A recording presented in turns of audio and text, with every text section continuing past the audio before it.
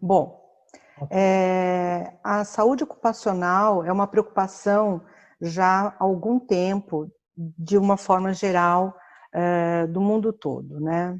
E realmente muitas propostas estão vindo com esta preocupação. E fazendo uma busca na literatura, nós temos, segundo a Organização Internacional do Trabalho, que morrem diariamente cerca de 7.500 pessoas por dia como consequência de problemas trabalhistas, de problema de trabalho, né? De onde 1.000 pessoas morrem por acidentes propriamente ditos e 6.500 morrem por doenças relacionadas ao trabalho. A maioria dessas doenças, elas estão distribuídas em 3 grupos principais: doenças do aparelho circulatório, cânceres, as neoplasias e doenças respiratórias.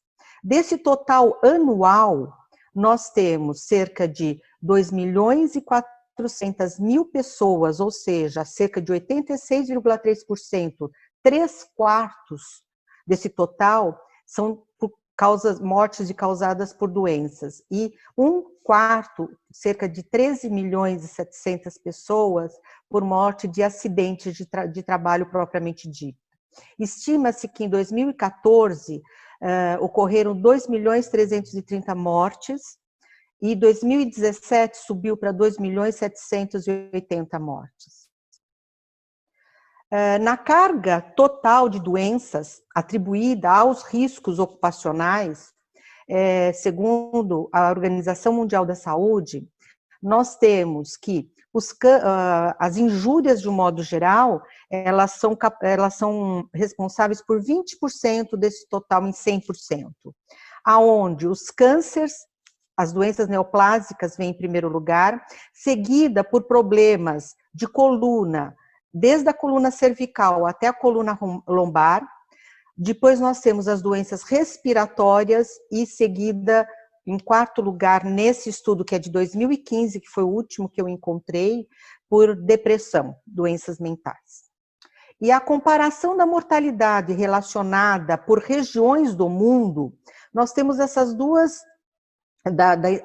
colunas da esquerda, onde a gente vê que no mundo como um todo, as doenças neoplásicas malignas, elas são responsáveis por mais de 50% das mortes, seguida pelos problemas circulatórios, isso de um modo geral. E esse impacto, ele varia de acordo com o local dos trabalhadores vivem e reflete principalmente as desigualdades da exposição aos riscos.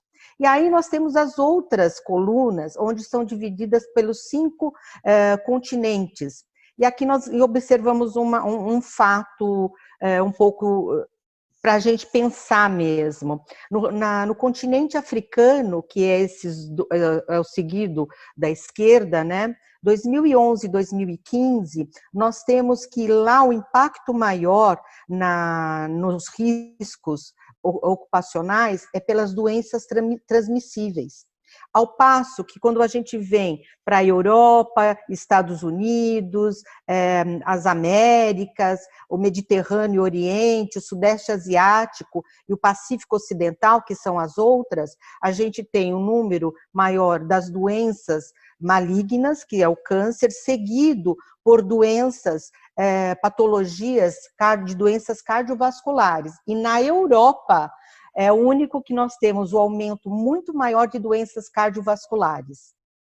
E aqui nesse outro gráfico, segundo a Organização Mundial da Saúde, também, ele diz que os homens, entre sexos, né, os homens, eles têm uma fatalidade muito maior do que as mulheres. Pode ser devido ao fato de realmente os homens, eles são em número maior trabalhando no mercado de trabalho, né? Mas o que acontece? Que as doenças não comunicadas, elas estão numa proporção maior, tanto nos homens como nas mulheres. porque, na verdade, não existe uma notificação compulsória, e sim, a notificação compulsória somente é para as doenças infecciosas. Então, talvez aí fique um ponto que a gente deva pensar no futuro em como agir. E aí nós temos que a Organização Mundial da Saúde, a partir de 2017, 2015, 2017, elas então, junto com a ONU, ela recomenda que as empresas e os gestores do mundo todo adotem iniciativas que promovam o bem-estar físico e psicológico dos seus funcionários no ambiente de trabalho. Isso segundo a Organização Mundial da Saúde. Segundo a ONU, as estratégias devem ser integradas à saúde e bem-estar que inclua a prevenção, identificação precoce, o apoio e a reabilitação desse seu colaborador. Por quê? Porque o mundo corporativo está necessitando de saúde e segurança. E aí nós temos o quê? Os chamados riscos ocupacionais. Tanto a Organização Internacional do Trabalho como a OMS, eles fizeram um estudo prospectivo em 2018, dizendo que temos 4 fatores principais que acometem o trabalhador. Primeiro, e a gente tem que tomar mais cuidado com isso, ligar o alerta amarelo. A exposição ocupacional da radiação ultravioleta solar e o câncer de pele e a catarata, com problemas oftalmológicos, principalmente aonde? No hemisfério sul do planeta, onde o sol é muito mais intenso, por exemplo. Ruídos ocupacionais e as doenças cardiovasculares. As longas horas de trabalho e doenças cardíacas isquêmicas, com derrames, depressões e distúrbios de álcool. E o burnout. E aí entra o que a gente chama da saúde assistencial, que é a busca por promover uma saúde em todas as esferas, implementando cuidado para a prevenção de doenças e melhorar muito a qualidade de vida dos colaboradores, porque já sabemos que um colaborador saudável, ele é muito mais engajado, ele tem uma produtividade muito maior e melhor, além de estarmos cumprindo também as leis de cada país. Então, nesse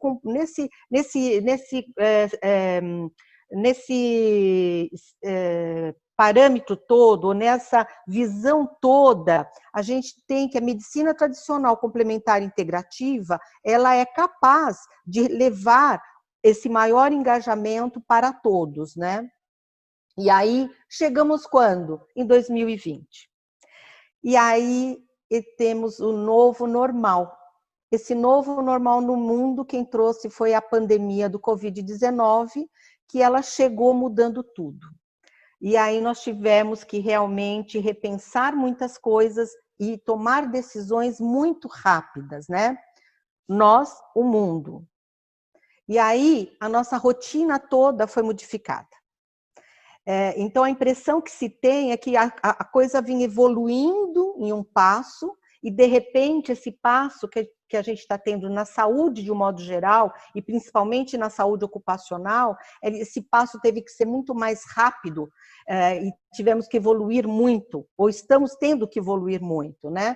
Por causa do quê? Nós temos que evoluir principalmente nessa nova rotina física e emocional, aonde nós estamos frente a isolamento social, além das incertezas do hoje e do futuro, a redução e a perda de renda, turnos mais longos de trabalho, as mudanças na nossa rotina, as dificuldades do trabalho remoto, o equilíbrio da vida profissional e pessoal, a pressão por alcançar alguns resultados, o medo e a solidão, que aumentou muito a ansiedade e o estresse.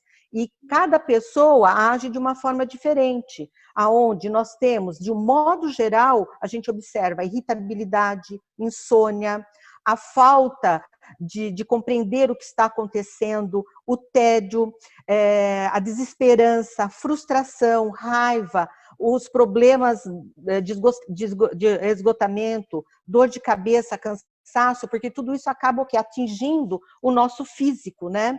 E numa pesquisa muito recente, que foi feita agora em abril, a gente percebeu nessa pesquisa que esgotamento e medo de referente à segurança do emprego aumentou em 19% em um mês. sentem que tem uma carga de trabalho incontrolável, cerca de 24,5% das pessoas entrevistadas, e sente que não tem controle sobre o seu trabalho, cerca de 10%.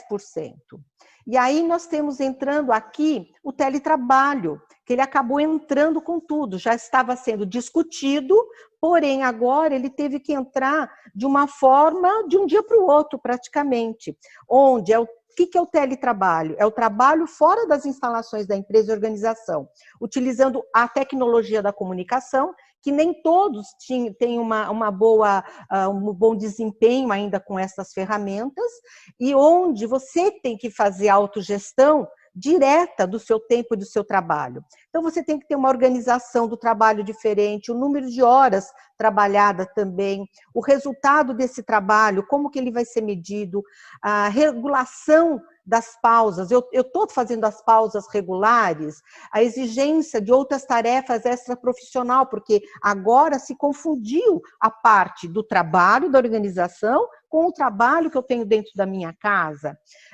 As doenças ocupacionais com relações a posturas ou aos movimentos repetitivos que levam a uma degeneração física, como tendinites, bursites, ou mesmo, e principalmente as psicológicas, entre outras doenças ocupacionais. E aí, a saúde ocupacional, como eu já disse anteriormente, tinha lá o burnout, que ele já estava sendo estudado. E aí, agora, a gente vê mais ainda a importância dessa síndrome, que tem o seu CID a partir de 2022, que é o CID-11, e ela é o quê? Um processo gradual de esgotamento pessoal, ocasionado principalmente por problemas mentais físicos, advindo do trabalho, né? No contexto e pode ser também da vida cotidiana e do trabalho, mas ele é especificamente do trabalho, tá? Onde você tem sensação de exaustão, insônia, cefaleia, fadiga, tensão muscular, problemas cardiovasculares, depressão, ansiedade, um alto consumo de medicamentos, principalmente os antidepressivos. E como que ela é classificada, no caso, como sendo uma síndrome conceituada como resultado do estresse crônico no local do trabalho, que não foi devidamente gerenciado com sucesso. E ele tem alguns pilares, sentimento de exaustão ou esgotamento de energia, o aumento do distanciamento mental do próprio trabalho, você não consegue fazer uma conexão, sentimentos negativos ou cinismo quanto ao próprio trabalho, um desdém, alguma coisa assim, e a redução da eficácia profissional. Então, isso que vinha sendo uma síndrome estudada e já colocada, parece que com a pandemia da Covid-19, ela virou, assim, um dos principais problemas, ou a doença, vamos dizer assim, que deve ser olhada com um olhar muito diferente agora e com muito mais atenção. E aí nós temos aqui, eu vou passar para vocês, eu vou entrar num outro site, onde a gente tem os riscos ocupacionais por profissões. Então, eu vou passar aqui para vocês. Esse site do impacto do Covid-19 nas profissões, ele é um site bem interativo, onde ele mostra as principais profissões e o seu elo principal de contaminação e de vulnerabilidade, onde os dentistas são os que estão no mais alto grau de vulnerabilidade, seguido dos técnicos de saúde, na parte de enfermeiros e médicos. E os menos vulneráveis são aquelas onde você não tem muito contato, como os roteiristas, escritores, que são trabalhos mais solitários, tá? O meu último slide, ele não está querendo entrar. Aqui, que a medicina tradicional complementar integrativa, então, ela tem tudo a ver quando você fala no restauro físico, mental e emocional, com a mudança de alimentação e recomendações de práticas de atividades físicas, biodança, tai chi, entre outras. A redução de estresse em terapias que focam a integralização do corpo e da mente e emoções, que é a yoga, meditação, massagens e musicoterapia, e utilização de orientações vindas de sistemas de saúde para manejos clínicos e imunológicos, que é a medicina tradicional chinesa com acupuntura, suplementação de probióticos, ozonioterapia, homeopatia, laser terapia, entre outros.